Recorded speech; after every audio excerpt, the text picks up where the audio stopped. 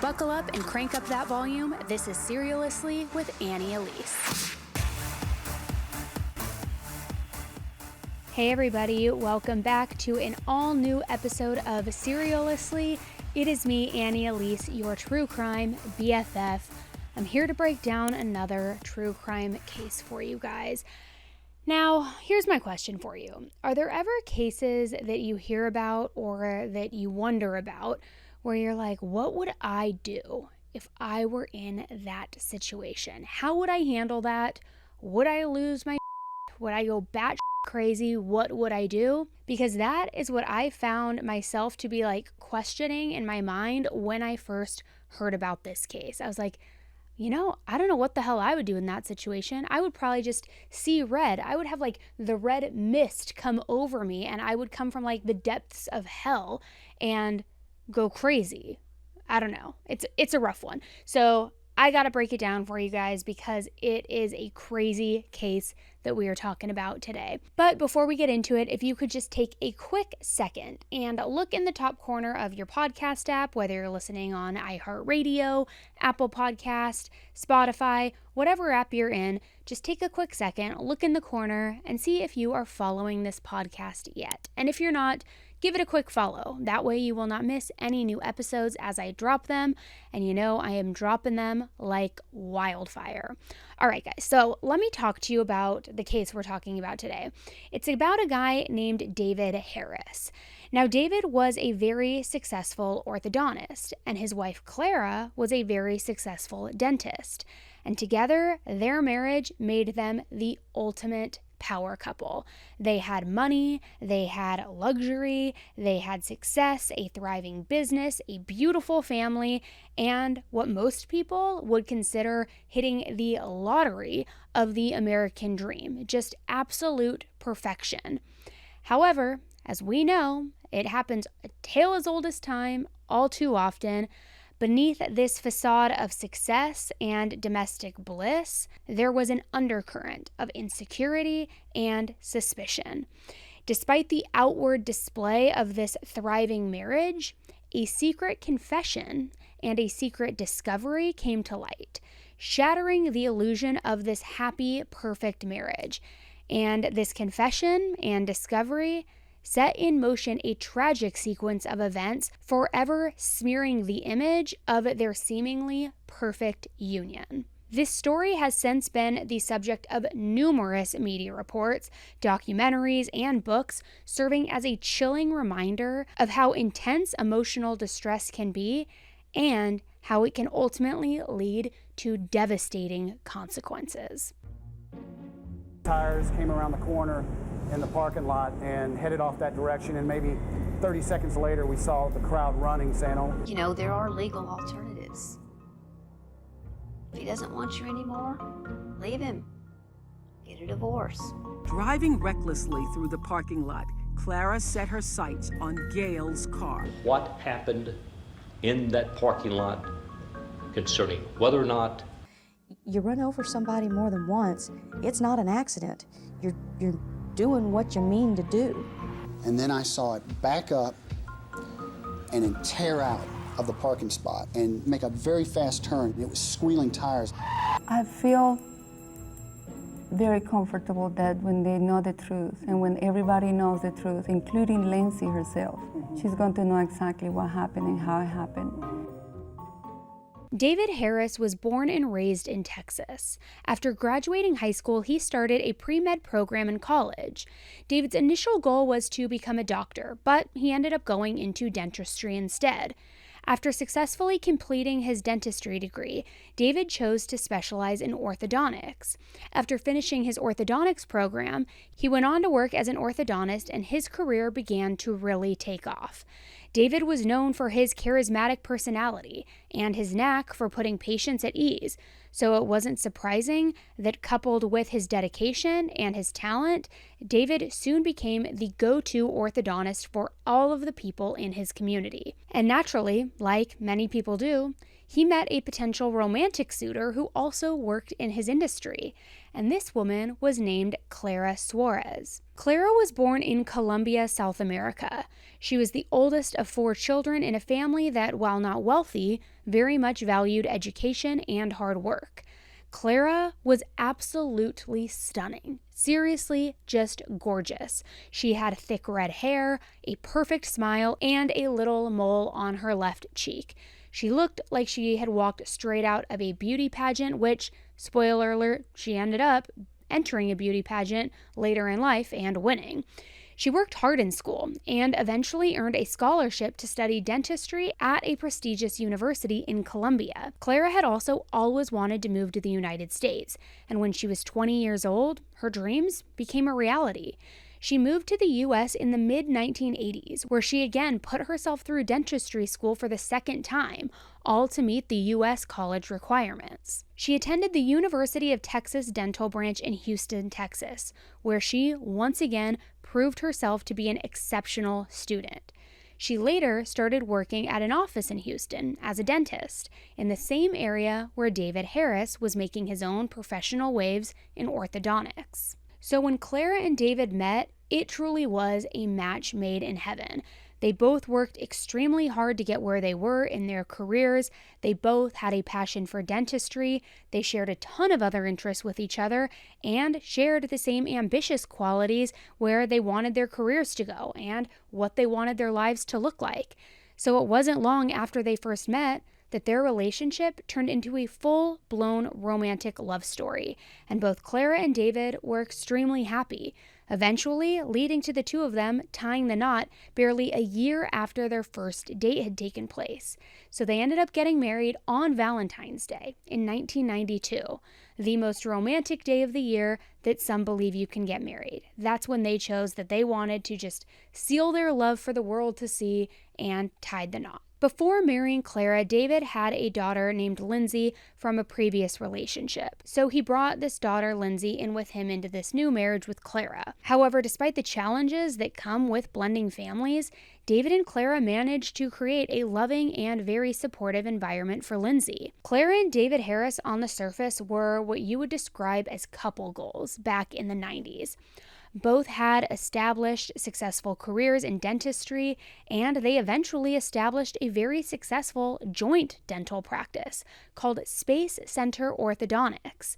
The practice was very, very lucrative, and it catered to an upscale area right outside of Houston, Texas, in a city called Clear Lake. The couple lived in a huge house in a very wealthy community called Friendswood, which is a suburb of Houston. They lived in a $500,000 home, just living a very affluent lifestyle. And Clara and David's daughter Lindsay had a great relationship as well. Clara and Lindsay did everything together. After 6 years of wedded bliss, Clara and David finally had children of their own together, 2 twin boys, and everyone that knew them thought that this was the picture-perfect family. Clara and David had struggled with fertility treatments for years, so the successful birth of their twin boys was a true testament to their all-American picture-perfect family. Together, they appeared to epitomize the American dream, having both come from such humble beginnings, now to truly having made it, so to say. Clara absolutely worshipped her husband David and loved her family wholeheartedly. She would put photographs of the two of them in her office, replacing them with new ones every few months. And she talked to David 2 or 3 times a day on the phone and never hanging up before saying, "I love you." Just completely intoxicated, infatuated with her husband, her life, and so happy. However, under the surface, Clara's seemingly perfect life wasn't at all what it seemed. And her loving husband, David, was hiding a very big secret and the ultimate betrayal. Gail Bridges, a 39-year-old mother of 3 and a very petite, former cheerleader and very fashionable woman, had recently found herself looking for work. 2 years earlier, Gail had divorced her husband, Stephen Bridges. It seemed like the two of them had a picture-perfect life as well, picture-perfect marriage. Just like David and Clara, they were living in a very exclusive gated community, and Stephen, her husband, had clients all over the Houston area, but the marriage did not work out. So after divorcing in 2001, it left Gail looking for work, and that's when she came across a receptionist position at Clara and David's joint practice, Space Center Orthodontics. A situation that would weave all of these lives together and end in absolute turmoil and destruction. All right, guys, be honest. How many times have you been stewing about a health problem that you have, looking in the group chat, going on social media, Googling what's wrong, only to go down this rabbit hole and self-diagnose yourself with like 15 different diseases? I know I do it. I'm sure you do it. You've done it. We all do it. Well, lucky for all of us, today's sponsor is going to help all of us because there are thousands of medical professionals on ZocDoc to help. They listen like a friend and give you the expert care that you need. No more rabbit holes. And let me just say, when someone is just like exceptionally good at what they do, you know that you're in good hands. I wouldn't trust a chef to like come over and bleach my hair, so why am I asking social media to diagnose me? It makes no sense. On ZocDoc, finding the doctor that's right for you is seamless. The quality care you need is just a few taps away in the ZocDoc app. ZocDoc is the only free app that lets you find and book doctors who are patient-reviewed, take your insurance, are available when you need them, and treat almost every condition under the sun. Surprise twist might work for podcasts like mine, but not for medical care. Go to ZocDoc.com/AnnieElise and download the ZocDoc app for free, then find and book a top-rated doctor today. Many are available within just 24 hours. That's ZocDoc.com/AnnieElise. ZocDoc.com/AnnieElise. Shortly after Gail started working at the dental practice, David started lingering around at the front desk where she was the receptionist. He would start to talk to Gail, he would start to just linger, kind of get a little bit too close, and in late February of 2002, he asked Gail if she wanted to have lunch with him at a local restaurant called Perry's Restaurant. She agreed, and the two of them started going out to secret lunches regularly. A couple of months later, by April or May, they were intimate, and a full-blown affair began. They began meeting up for secret rendezvous during the day, and they would even meet up at the Nassau Bay Hilton, the very location that David and Clara had their wedding reception and wedding celebration. Just absolutely disgusting, tacky. It's like, David, get original. If you're going to have a mistress on the side, don't be lazy about it. Don't take her to where you had your wedding reception. Like, go to a hotel, go to any hotel, go to a motel, go to Gail's apartment, go to Gail's house, go anywhere. Why do you have to go to the same hotel where you literally got married and had your wedding reception? It is just so tacky. Now, this isn't even the worst part. It gets even worse because the office now knew about this affair because good old David couldn't keep his hands off of Gail whenever they were in the office. He would get way too touchy-feely. The employees started realizing like something just doesn't smell right here, something's going on, and they learned about the affair. So this was in late spring, early summer months. Over the 4th of July weekend, roughly 4 months into the affair, David, Clara, and their kids took a vacation to Jamaica. Now, some of David's colleagues had hoped that this family vacation would re-spark their marriage, that when they returned from Jamaica, David would be rededicated to his marriage, that he would want to save his marriage, and that he would end the affair with the receptionist Gail. So upon David's return, a couple of the employees who were close to David decided to confront him about his ongoing relationship with Gail, to which he came clean. He was honest. He told them what had been happening. But then one of the employees suggested that he fire Gail, to which he paused and became silent.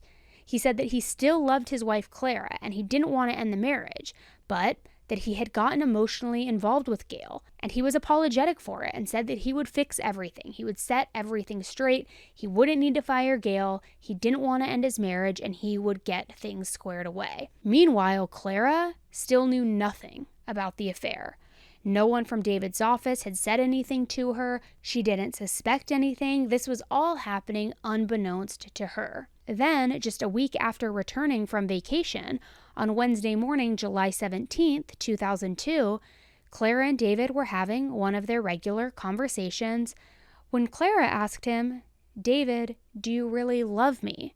And David paused for a few moments before saying yes. But then Clara asked, why did you pause like that? You've never paused like that before when I've asked if you've loved me. So at this point, either David's guilty conscience was coming into play or his paranoia was starting to set in, that maybe somebody from the office had told Clara what was going on and that word was getting out or had already gotten out and that she either was going to find out or already had found out about his affair. So David said to Clara, Clara, I have to tell you something. David proceeded to tell her about the affair. He told her about the afternoon secret lunches and the nights at that same hotel where they held their wedding reception, and Clara became hysterical and was absolutely devastated. Her whole life, she had worked so hard to get to America, to get into the right schools, to get the perfect job, to be the best mom, have the perfect family, have the big house, drive the fancy car. And she did it all. She did it all the right way. After all of her hard work and her determination, she finally had everything that she had always wanted. But now, the devastating reality of her husband having an affair made her feel completely shattered inside. The two of them went to their shared practice at the office, where Clara confronted Gail, telling her that she was fired and that she could never come back.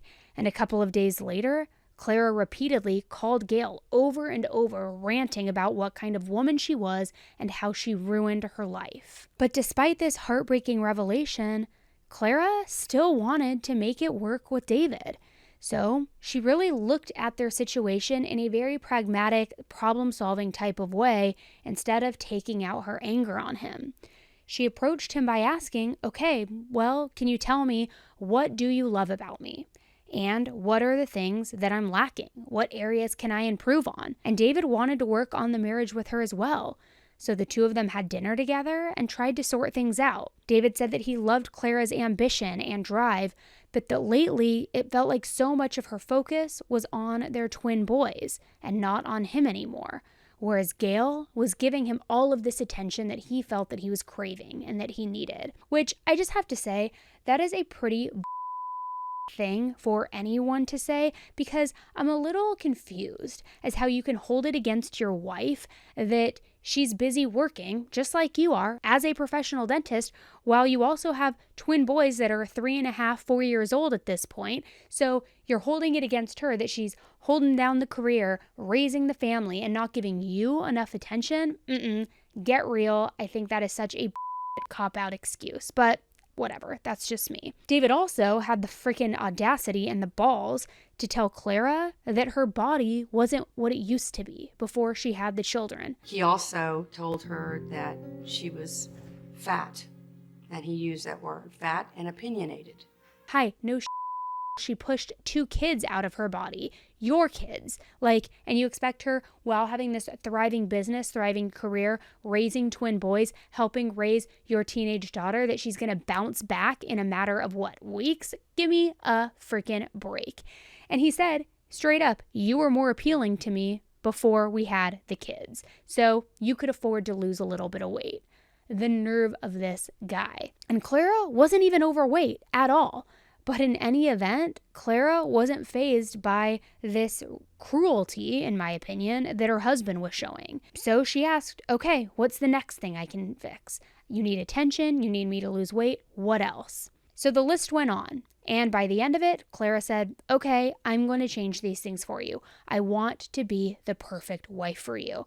Because that was Clara's personality. That's who she was. For her whole life, she could get anything that she wanted by working hard and making changes. So why would that be any different here? In her mind, she thought, I can change all of these things. I can make my husband love me again, be attracted to me again, so that's what I'm going to do. So after that conversation, changing herself became Clara's new primary focus. Believing that David was attracted to Gail in part because of her blonde hair, Clara decided to color her hair blonde in an effort to resemble Gail and win back David's attention. She also scheduled some surgeries. She quit her job, she joined a gym, she tried to lose the weight, and David noticed her effort and promised her that he was going to end that affair with Gail over dinner in the coming days. Which, let me also just say this. End the affair over text. end the affair over a phone call. Why on earth do you need to go to dinner with your mistress to end the affair? No, no, no. Be loyal to your wife and just end it. No freaking way. But Clara, being the saint that she was, agreed to this. She didn't want to lose David, so she agreed to changing essentially everything about herself and also agreeing to let him gallivant off to have dinner with his mistress to end the affair. I mean, again, just in my eyes, a saint type move. So David planned for this dinner to happen. He planned for it to happen on the evening of July 24th, 2002.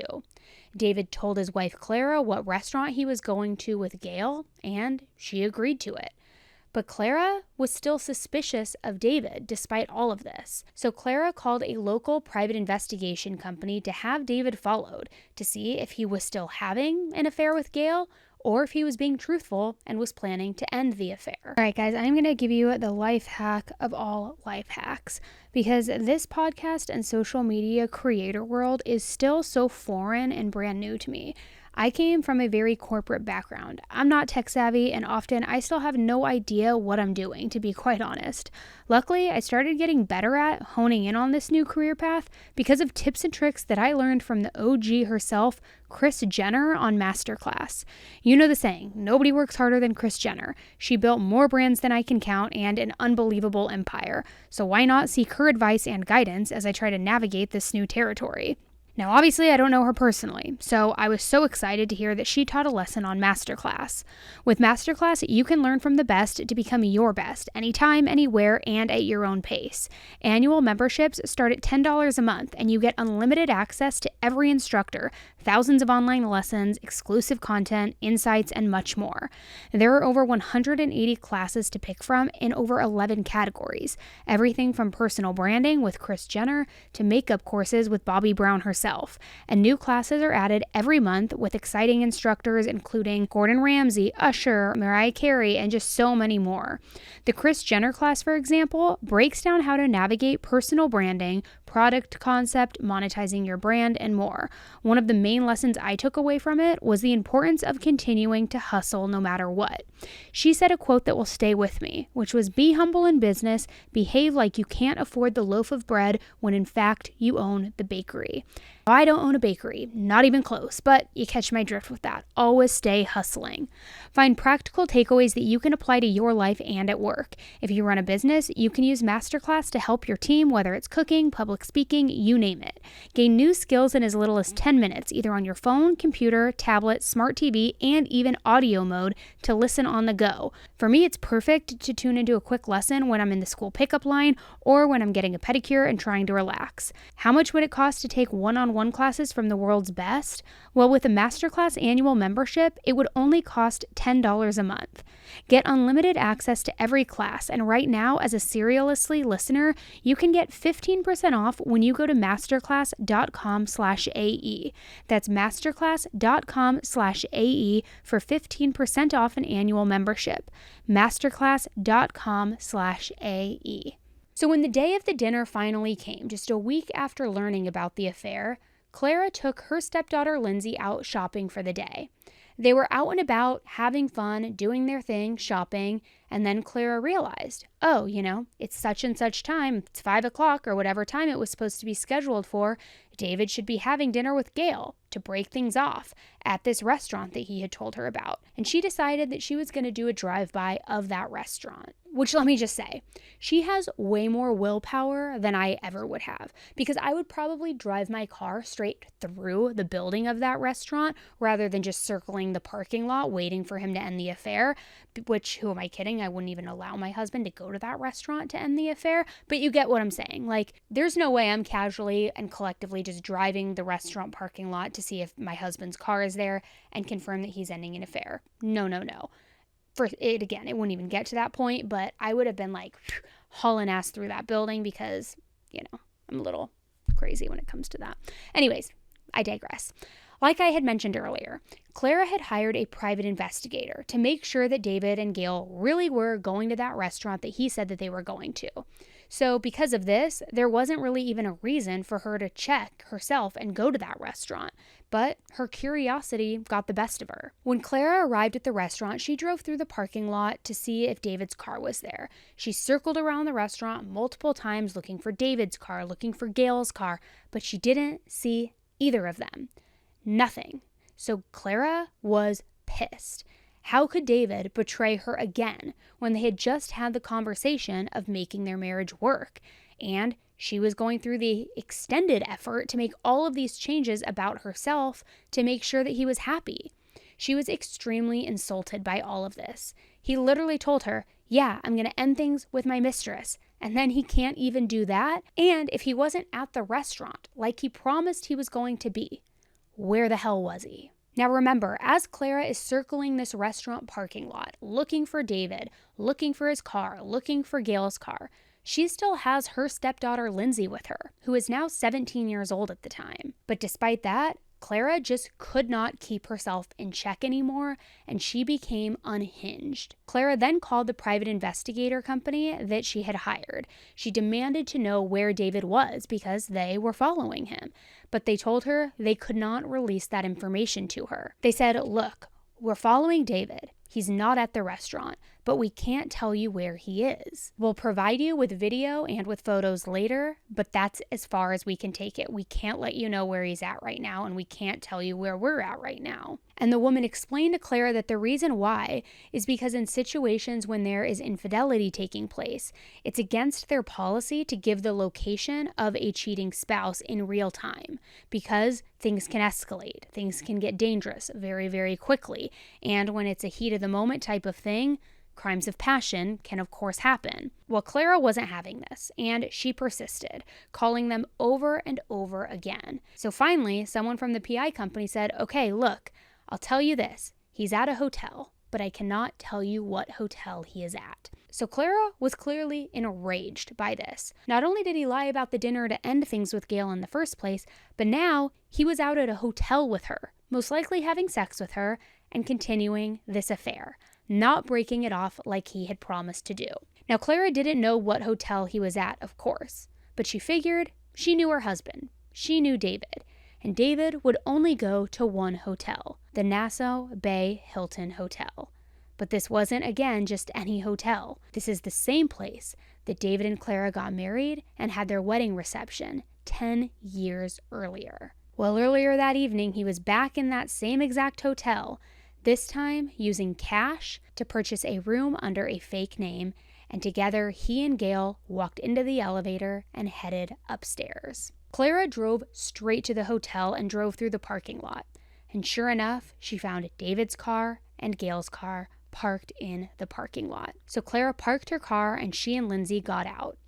Clara walked straight up to Gail's car and immediately keyed the side of it, and then broke off her windshield wipers. Then they both went inside of the hotel. Clara asked the hotel lobby employee if there was a room under David's name, to which the employee said that there wasn't. Then she asked if there was a room under Gail's name, to which the employee said there wasn't. But Clara knew that they were there, obviously, because both of their cars were parked in that parking lot outside. So she and Lindsay sat in the hotel lobby while Clara concocted a plan. A little bit later, Lindsay called her dad and told him that he needed to come home because there was something wrong with the twin boys. But she didn't tell him what was going on and just hung up the phone. So Clara and Lindsay waited near the elevators, where hopefully they would see David coming out of the elevator to leave the hotel. And what do you know? A few minutes later, the elevator doors open, and here comes David and Gail holding hands, walking through the hotel lobby together. Clara and Lindsay ran up to the two of them, and Lindsay, his 17-year-old daughter, was screaming, "I hate you, I hate you, I hate you," while Clara lunged at Gail and was punching her and hitting her with her purse over and over again. She also ripped Gail's shirt during this scuffle. There were multiple witnesses in the lobby that immediately rushed over to help separate everyone and try to help calm the situation down. Hotel employees tried to intervene, but Clara kept grabbing at Gail. Finally, according to one witness, David put his hand on his wife's head, pushed her to the floor, and along with a hotel employee, quickly escorted Gail out of the lobby doors and to her car. Which, let me just say, real nice. Protecting your mistress and not your wife or your daughter in that moment, but consoling your mistress, holding your wife to the floor, and then quickly escorting your mistress out of the hotel with a hotel employee. Real tacky and real classless. So now Clara and Lindsay are just enraged, and they stormed out of the hotel and got back into Clara's car. Clara sat there for a few minutes with her emotions spiraling out of control. She couldn't believe David, and she was just completely dumbfounded and blind with rage. As her mind was racing, trying to piece together what was happening, the reality of what just happened, she looked up above the steering wheel and she saw her husband David standing next to Gail's car in the same parking lot just a few yards ahead. Clara saw red in that moment, and instead of driving away, she stepped on the gas pedal, gunning her Mercedes straight at David and Gail. She hit Gail's car and David in the process, propelling his body over 25 feet across the parking lot. David's daughter Lindsay was inside the car with Clara still, and she was screaming, yelling at her to stop. And witnesses saw Lindsay open up her car door and stick her feet to the ground, attempting to either escape the car or stop the car from moving. But Clara wouldn't stop. She repositioned her steering wheel and took aim back at her husband's body as it was lying on the floor in the parking lot. She ran him over again, and then flipped a 180 and punched the gas once more, running him over for a third time. All in front of numerous witnesses who were standing in the parking lot, and still with his 17-year-old daughter, Lindsay, in the passenger side of the car. According to witnesses, when Clara finally stopped the car, Lindsay got out, rushed around to the driver's side, and punched Clara straight in the face. Then she fell to the ground and started sobbing hysterically. When Clara got out of the car, she didn't seem to know what to do. Looking around and digesting the situation as it was just unraveling right in front of her. She walked over to her husband David, who was laying crumpled on the ground, and just stared at him blankly. And then she began to cry. Before the police arrived, Clara cradled David in her arms and was begging him to breathe while crying over and over again and repeating, "I love you, I'm so sorry, I love you." David unfortunately died from his injuries, and Clara left the scene, but she was later arrested that night. Clara claimed that she didn't mean to kill David, and that she was actually just trying to hit Gail's car. But Clara was in for another big surprise that night, because that private investigating company was at that hotel, and they got the entire thing on video camera. This episode of Seriously is brought to you by BetterHelp. I'm going to keep it real with you guys. I get stressed all the time. I try to balance work, kids, marriage, all of it, and more times than not, I put myself last on that list and then just internalize whatever my needs are or my feelings are, which is just a horrible habit. No self-care ever really happens. And something that has helped me tremendously is speaking regularly with a therapist, because sometimes we really don't know why we react the way we do or why we are feeling a certain way until we talk things through. BetterHelp connects you with a licensed therapist who can take you on that journey of self-discovery from the comfort of wherever you are. It's helpful to not only talk with somebody in a judgment-free space, but it's great for learning positive coping skills and empowering you to be the best version of yourself. Therapy also isn't just for those who have experienced major trauma or feel like they need some sort of severe healing. I continue to go to therapy because it's helpful, even just using it as a maintenance tool to make sure that I'm checking in with myself and keeping things good. What I love about BetterHelp is it's entirely online, designed to be convenient, flexible, and suited to your schedule, which is perfect for me. Just fill out a brief questionnaire to get matched with a licensed therapist, and if you aren't vibing with your therapist for any reason, it's totally okay, and you can switch at any time for no additional charge. Find more balance with BetterHelp. Visit betterhelp.com/AE today and get 10% off your first month. That's betterhelp.com/AE. In the video, you can see a clearly erratic driver circling around the parking lot multiple times, and the vehicle looking like it's bouncing up and down. That's when witnesses say that Clara was continuing to drive in circles and run over David repeatedly. and the bouncing was from her front tires hitting David and then her back tires hitting David. People that knew Clara and David, their family, their neighbors, and their colleagues were absolutely dumbfounded. They were all wondering the same thing. What the hell happened, and how, and why? This couldn't possibly be true. And their shock and their disbelief was about to be magnified as the rest of the country heard about what happened. Clara was dubbed the Mercedes Killer, and the story of Clara's night and the murder of her husband became an absolute overnight media sensation and public interest for three main reasons. Number one, the manner in which David was killed was highly sensational. The idea of a betrayed wife running over her husband in a fit of rage was unbelievable.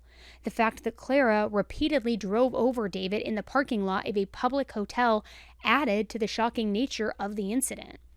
Number two, David's 17-year-old daughter was in the car the entire time that this was happening and was present for the confrontation about the affair. And number three, that primary reason, an affair, and the affluent background of the people involved in this, that compiled with the violent nature of this incident made for a media sensation and an absolute media goldmine. The public interest and the media interest in this case was far from over because Clara's trial was about to begin and it was about to get very messy as well. Clara went to trial in February of 2003. The prosecution argued that Clara's decision to hire a private investigator suggested that she had been contemplating some form of action and retaliation against her husband for quite some time. Running over David multiple times was presented as evidence of a premeditated act rather than a crime of passion in the heat of the moment. They highlighted the accounts of multiple witnesses who saw Clara run over David in that hotel parking lot. They focused on Clara's emotional state, arguing that her anger and her jealousy were motives for intentional murder. They pointed out that after the initial confrontation in the hotel lobby, Clara had enough time to calm down before getting into her car, and also had time once sitting in her car to calm down and to get her thoughts together and drive away. But despite this, she still made the choice to run over David. They argued that Clara didn't merely hit David with the car, but that she ran him over multiple times, demonstrating a determination to cause serious harm or death. They even had Clara's stepdaughter Lindsay, who was in the car when the incident occurred, testify. She recalled screaming and crying and begging Clara to stop the car. Ultimately, the prosecution painted a picture of Clara as a woman who was consumed by rage and jealousy and deliberately and cruelly killed her husband. So what could possibly be Clara's defense in all of this? We know that she was on video and that there were multiple witnesses. I want you to reserve your judgment until all the evidence is in as to what happened in that parking lot concerning whether or not Clara Harris intentionally caused the death of David Harris. The defense's strategy during the trial was called, and I quote, sudden passion. And they really tried to present the incident as a tragic accident, not a premeditated act of murder. The defense argued that Clara acted in the heat of the moment after seeing her husband with his mistress, saying that her actions were not premeditated, but resulted from a temporary loss of control due to emotional distress. They continually said that Clara never meant to kill David. Instead, they suggested that in her agitated state, Clara might have accidentally hit the accelerator instead of the brake. The defense also brought in witnesses who knew Clara personally, such as friends and colleagues, and they brought them in to portray her as a hardworking, loving mother and a loving wife who was deeply just gutted by this affair. Clara herself even took the stand. She told jurors that she had tried to save her marriage after finding out about her husband's affair with his receptionist, Gail.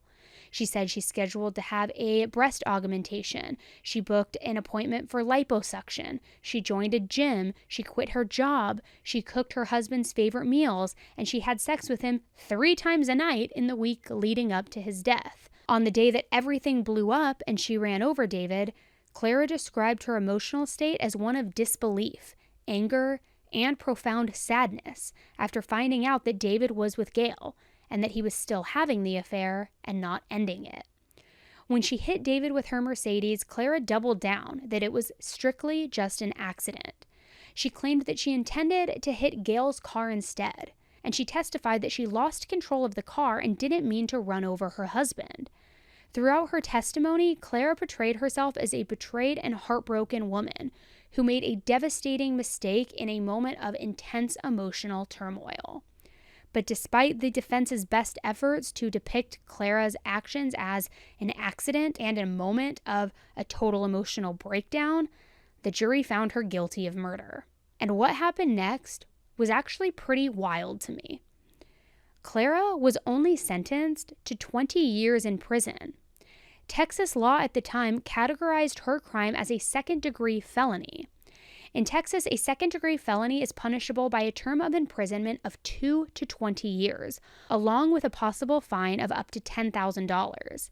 In Texas, some juries can decide your sentence, so Clara's defense team was hoping to get the least amount possible, but instead, they ended up giving her the maximum sentence of 20 years. After her conviction, many jurors have spoken out about what they thought about this case, and there were a surprising number of jurors who were actually initially hesitant during the deliberations because they could relate to how Clara felt after finding out about the affair and finding out that it was continuing. There were some people who felt pretty adamantly that it wasn't sudden passion, and there were some who felt very adamantly that it was. Sure, it would hurt, would be devastating if I found out my husband was doing what David Harris was doing.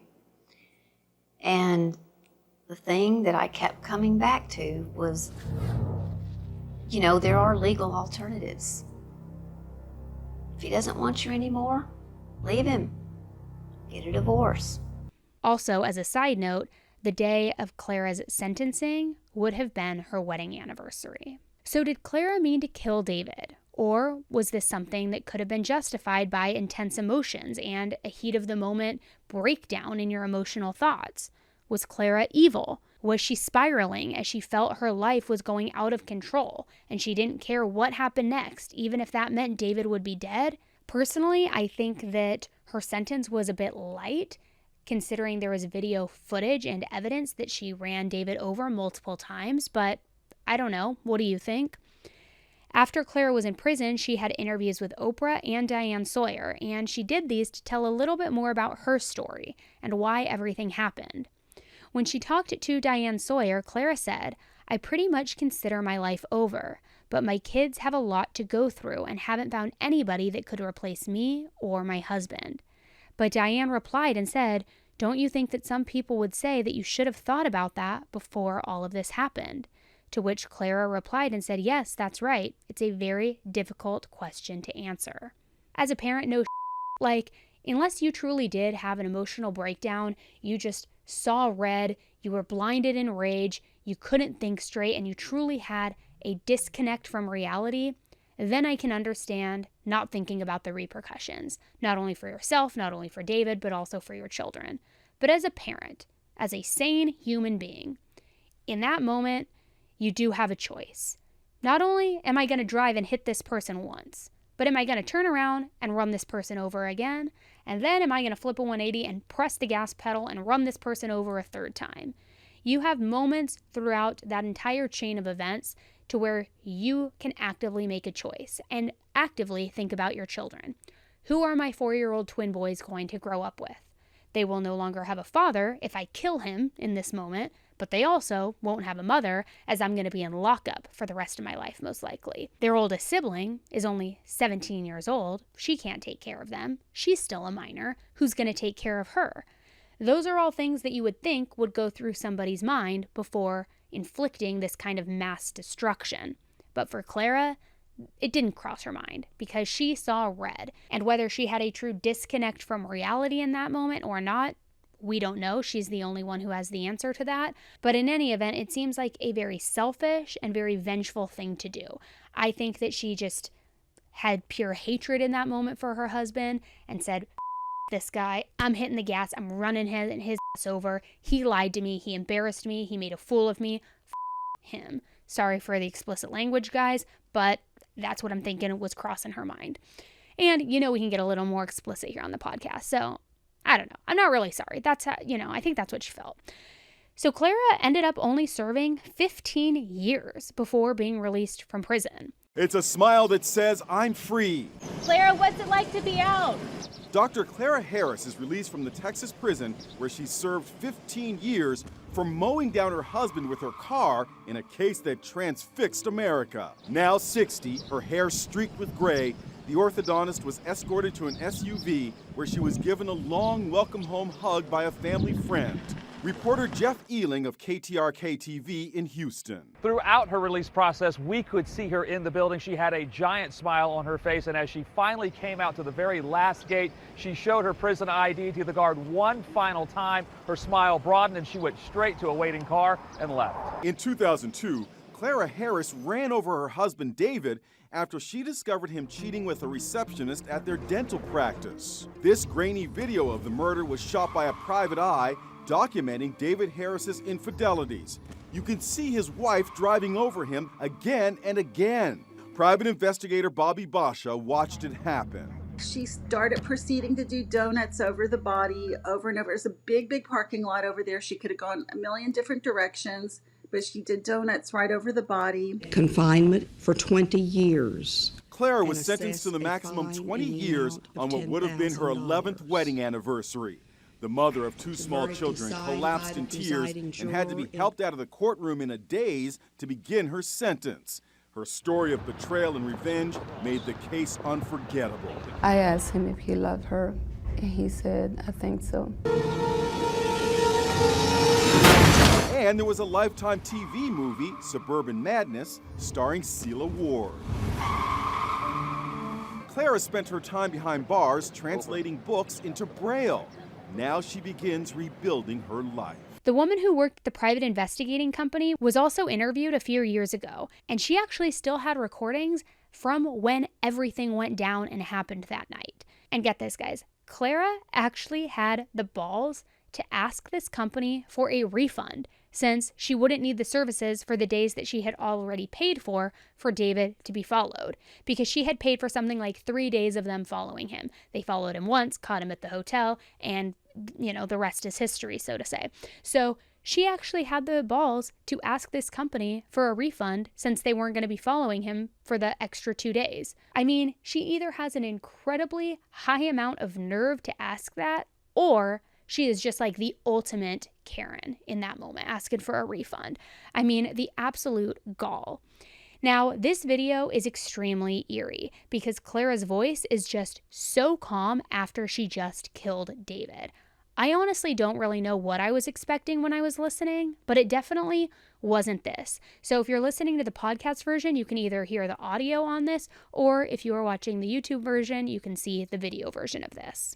A private investigator is sharing a taped phone conversation she had with Clara Harris 2 days after she killed her husband. It is a recording few people have heard. The phone call you're about to hear was taped 15 years ago by private investigator Bobby Basha and her client, Clara Harris, the day after Harris posted bond. We did tape record everything.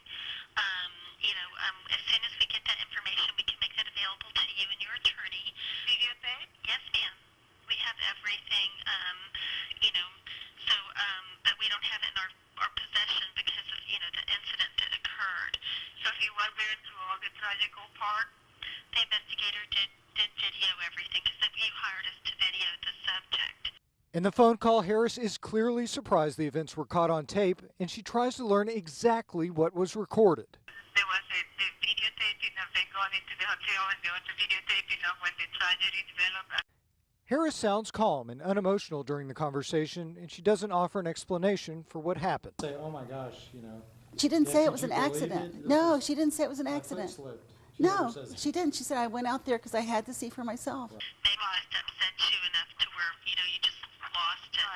I'm so sorry. I'm so sorry. Thank you. Thank you. This is a horrible tragedy. I know. Are your twins okay? They are okay up to this point. But once again, Harris goes back to the tape. You don't have the tape that's when you send me to all the information. The police took everything because it's a criminal case. And before the conversation is finished, Harris has one final request. a refund for the time the PI wouldn't have to investigate because her husband is already dead. One last thing is, I had paid obviously for the Wednesday, Thursday, Friday. Yeah. And I didn't get to read into your contract agreement whether there was going to be a cancellation refund or anything. The way the contract reads is if the client shows up on the scene like you did, all retainers and monies are non-refunded, and I'll tell you why.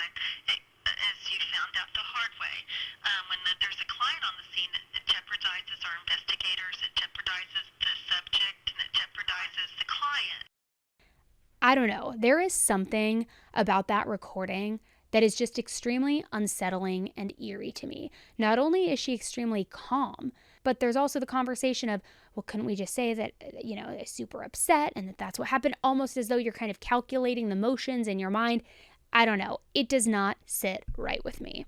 The Clara Harris case, as surreal as it might seem, stands as a stark reminder of the depths to which passion and despair can send even the most accomplished of individuals into a full-on tailspin of destruction.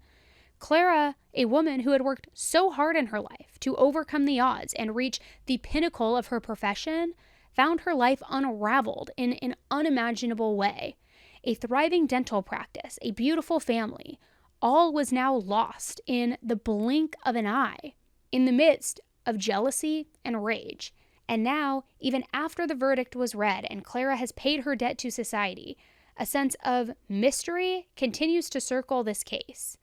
And the question has to be asked, with Clara being released, what does the future hold for Clara Harris? Will she have a happy rest of her life? Will she live with regret for the rest of her life? What's her relationship like with her 2 boys and her stepdaughter, Lindsay? Is that relationship non-existent? Is there a path forward? Where does she go from here? And I'm just going to say, guys, as a quick little PSA, look, I know every marriage, every relationship kind of has things happening behind the curtain and every situation is different. Please just do yourselves a favor, do me a favor, do everybody in the world a favor.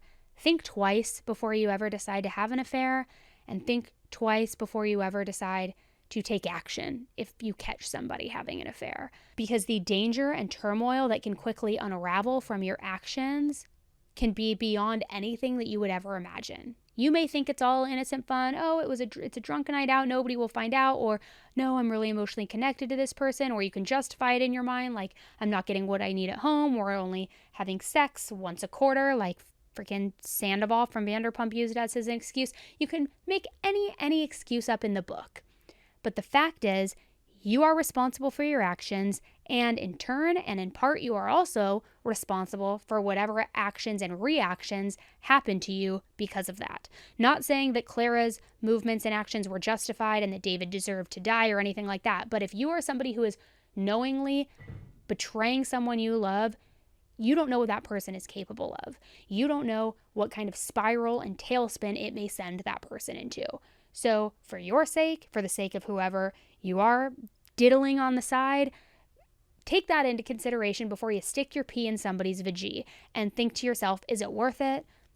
Just go in the bathroom, put on some websites and do your thing. Don't have an affair. It's not worth it. If you're not happy in your marriage and you're not happy in your relationship, divorce or break up. Period. End of story. Sorry, I will get off my soapbox, but it's just like I've seen it too much. I've covered too many cases where it just ends in like a heartbreak, disaster. And it's not even just heartbreak for the adults involved in this case. Think about those twin boys, the 4-year-old boys who now had to grow up with no parents. It's so sad. They didn't do anything wrong. All because what? And I'm going to get a little vulgar here. Sorry, guys. But like, all because what? Because you want to stick your dick in this hot little receptionist? So now your boys have to grow up without 2 parents? Don't be a selfish prick. Don't have an affair. Break up if you're not happy in the marriage. Period. End of story. All right. That's my soapbox. That's my PSA for today. Sorry, guys. I hate these freaking cases. I really do. All right. Let me know what you guys think. Should the punishment have been harsher? Did Clara have a psychotic break from reality, or was she fully aware of what she was doing? What do you think? Let me know in the comments. Let me know in the comment section of Spotify if you're listening to this on Spotify. I don't know. It's a wild one. I can't wrap my mind around it. And it still is one that is very controversial, which is kind of surprising. But anyways, it's not the first case we've heard of like this, and I'm sure it won't be the last. It's unfortunately a tale as old as time. Not to quote Beauty and the Beast, but you get what I'm saying. All right, guys, thank you so much for listening to another episode of Serialously. Please take a quick second and rate and leave a quick review on this podcast if you like it and if you want to be so nice and supportive. Just take a quick second to do that. I really appreciate it. I had a great time talking with you guys today about this case and breaking it down for you, so I appreciate you guys checking it out. As a reminder, we also have an official Serialously Facebook page, which you're going to want to check out. You're going to want to join because I give you guys a full behind-the-scenes look at all things relating to the podcast, future guests who are going to be up on the episode, an area for you to drop Q&As so that your questions can get answered over here on the podcast, or so that you can ask questions for my upcoming guests on those episodes. It's just kind of all of the things about the podcast. So make sure you go and check that out. And as a reminder too, if you haven't subscribed to my YouTube page, 10 to Life, please do so. I am dropping new true crime cases there like literally every other day almost, and the video version of all of these podcast episodes will always be uploaded a few days later onto YouTube. So you can check out the video version over there. All right, guys, thank you again for joining me today. I know I got a little heated, so I appreciate you hanging with me and sticking with me through it. I just hate cheaters. Sorry, but I do. All right, until the next case, guys, stay safe. I will talk to you next week. It is your True Crime Bestie signing off. All right, bye, guys.